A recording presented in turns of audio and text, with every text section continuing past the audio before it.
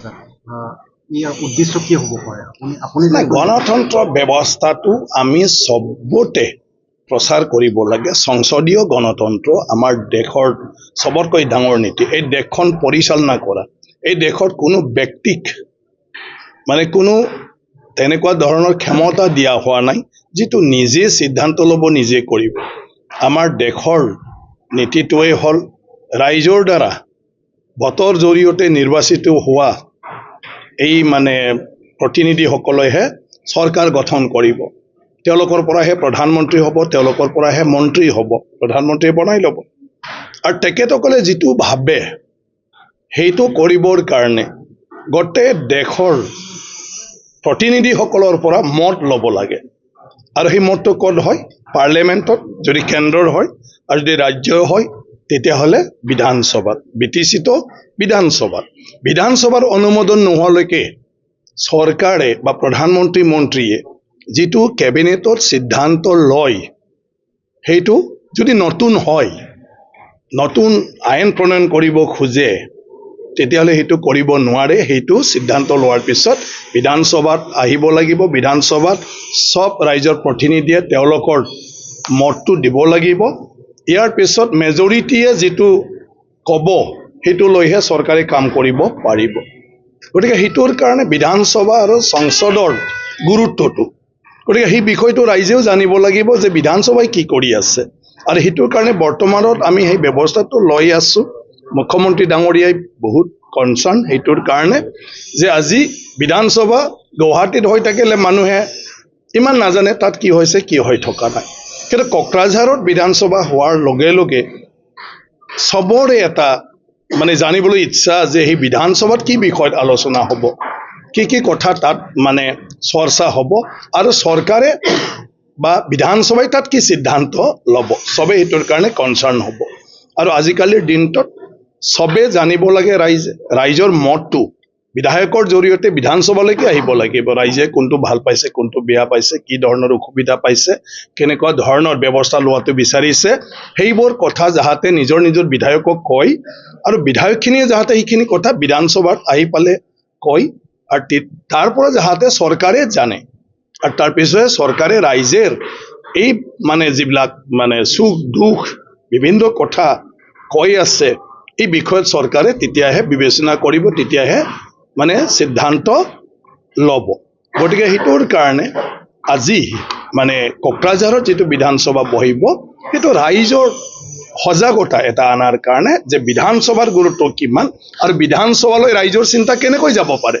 তো বিধানসভালৈ ৰাইজৰ চিন্তা নিজৰ নিজৰ প্ৰতিনিধিৰ জৰিয়তে যাব পাৰে। আজি কিবা এটা বিধেয়ক আনিব বিচাৰিছে আগতীয়াকৈ গম পায়, তো ৰাইজে ইয়াৰ ওপৰত এই বিধায়কটোনো কি চাই ল'ব পাৰে, বিধায়কৰ লগত কথা পাতিব পাৰে, আৰু ক'বাত যদি কিবা ক'বলগীয়া থাকে বিধায়কক ক'ব পাৰে আপুনি বিধানসভাত এই বিষয়টো উত্থাপন কৰিব, এই সংশোধনটো আনিব, এইখিনি কথাটোও এই বিধেয়কখনত মানে চৰকাৰক মানে সংলগ্ন কৰিবলৈ ক'ব। তেনেকুৱা ধৰণৰ বিধায়কক তেওঁলোকে ক'ব পাৰে, আৰু সেই হিচাপে বিধায়কে এটা বিধেয়কৰ যেতিয়া আলোচনা হ'ব তাত তেওঁ উত্থাপন কৰিব ৰাইজৰ কথা যে ৰাইজে এনেকুৱা ভাবিছে, এনেকুৱাই বিচাৰিছে, সংশোধন আনিব পাৰে তেওঁ। চৰকাৰে সময়ে সময়ে বিধানসভাৰ চৰ্চা কৰা এই বিষয়ৰ ওপৰত গুৰুত্ব প্ৰদান কৰিছে।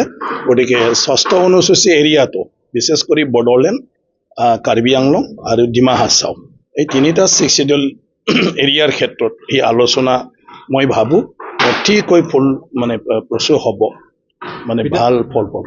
বিধায়ক আৰু মন্ত্ৰী যিহেতু বাছৰ লগত আহিব, কেনেকৈ আহিব?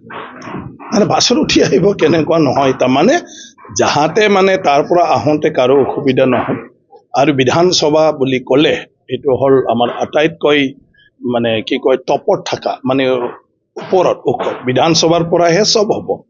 গতিকে সেইকাৰণে তাত চবে সময়ত আহি পাব লাগিব, ভালদৰে আহি পাব লাগিব, ভাল পৰিৱেশত আলোচনা হ'ব লাগিব। গতিকে বিভিন্ন কাৰণত যাহাতে ক'ৰবাত ৰাস্তাত জামত ক'ৰবাত থাকি যাব লগা নহয়, একেলগে যাহাতে আহি পায় তাৰ কাৰণে বাছৰ ব্যৱস্থাটো কৰা হৈছে। চবে গুৱাহাটীৰ পৰাই আহি যাব, কিন্তু কোকৰাঝাৰ, বঙাইগাঁও, চিৰাং আৰু ধুবুৰী জিলা যিহেতু কোকৰাঝাৰৰ লগত লাগি থকা, তেওঁলোকে নিজে নিজে ইয়ালৈকে আহিব পাৰিব। কিন্তু তেখেতসকলে হয়তো যদি গুৱাহাটীৰ আছে গুৱাহাটীত একেলগে বাছতে আহিব, সেইটো একো নাই, সুবিধাজনকভাৱে। আৰু প্ৰশাসনে যাতে তেওঁলোকক চবকে ইয়াতে পहुঁচাই দিয়াৰ ক্ষেত্ৰত বেছিকৈ আৰু মানে চাব নালাগে, কাৰণ ৰাস্তাই পদূলি ক'ৰবাত জাম জঁটৰ হ'লে চব জিলাই তাৰ কাৰণে ব্যস্ত হ'ব লাগিব, কাৰণ বিধানসভাত চবেই সময়ত আহি পাব লাগিব। সেইকাৰণে যাতে প্ৰশাসনৰো অসুবিধা নহয়, চব জিলাবিলাক সেইটো লৈ যাতে অসুবিধা নহয়, প্ৰত্যেকজন মন্ত্ৰীক যাতে এস্কৰ্ট দিবলগীয়া নহয়, এজন প্ৰট'কল দিবলগীয়া নহয়।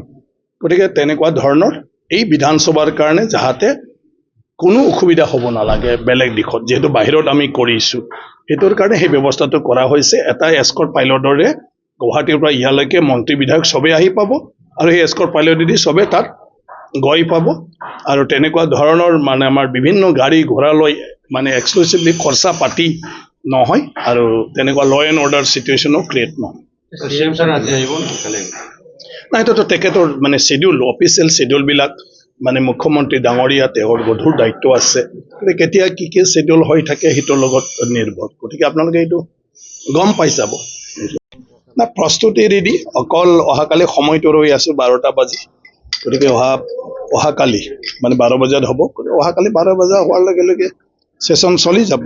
ছেশ্যনৰ কাৰণে যি মানে লাগে আমাৰ, সেইটো গোটেই সম্পূৰ্ণ আমাৰ বডোলেণ্ড টেৰিটৰিয়েল কাউন্সিলৰ যিটো বিধানসভা কক্ষ আছে, এইটো অলৰেডি ৰেডিমেড ফৰ্মত আছে। গতিকে মাত্ৰ ৰৈ আছে, আৰু ইয়াৰ সকলোৱে ৰৈ আছে, কোকৰাঝাৰবাসী আৰু আমাৰ BTCৰ চিফ ডাঙৰীয়া, স্পীকাৰ ডাঙৰীয়া, প্ৰিন্সিপাল ছেক্ৰেটাৰী ডাঙৰীয়া চবে লাগি আছে ইয়াতে।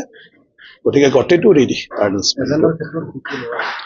না, এজেণ্ডাটো আমাৰ সেইটো হ'ল ট্ৰেডিশ্যনেল, যে প্ৰথম বাজেট ছেশ্যনটোত আমাৰ গভৰ্ণৰ ডাঙৰীয়াৰ ভাষণ দিয়ে, তো এইটো হ'ব কালি, যিহেতু বাজেট ছেশ্যনৰ প্ৰথম দিন।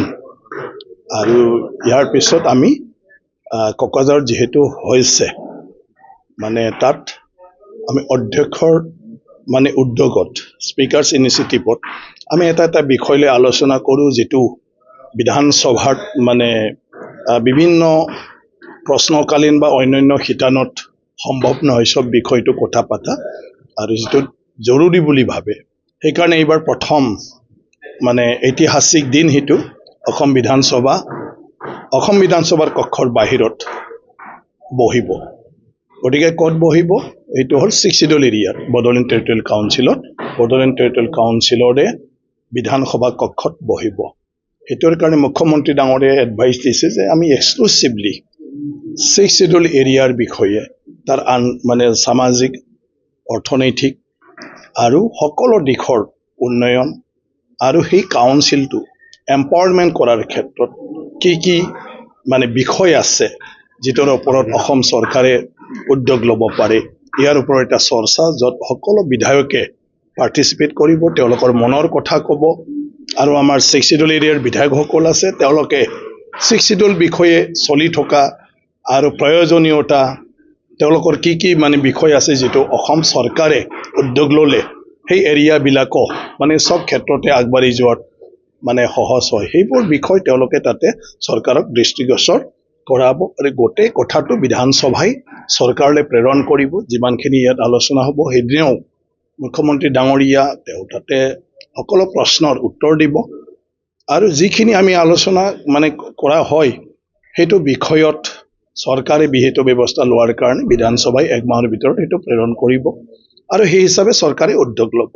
ঠিক তেনেকুৱা ধৰণৰ আগতে চাহ বাগানৰ ওপৰত তাৰ বসবাস কৰা মানুহখিনিৰ সমস্যাক লৈও আলোচনা হৈছিলে। তাৰপিছত আজি চাহ বাগিচাৰ উন্নয়নৰ কাৰণে তাত শিক্ষাৰ পৰা আৰম্ভ কৰি বিভিন্ন দৈনন্দিন জীৱনটোত অসমৰ বাকী মানুহবিলাকে পোৱা সুযোগ সুবিধাখিনিও কেনেকৈ দিব পাৰে, তাক লৈ চৰকাৰে উদ্যোগ লৈ আজি ধুনীয়াকৈ চাহ বাগিচাত বহুতখিনি কাম কৰিবলৈ সক্ষম হৈছে, আৰু চাহ বাগিচাৰ মানুহখিনিও মানে আগতকৈ বহুতখিনি সুবিধা পাবলৈ সক্ষম হৈছে। ঠিক তেনেকুৱা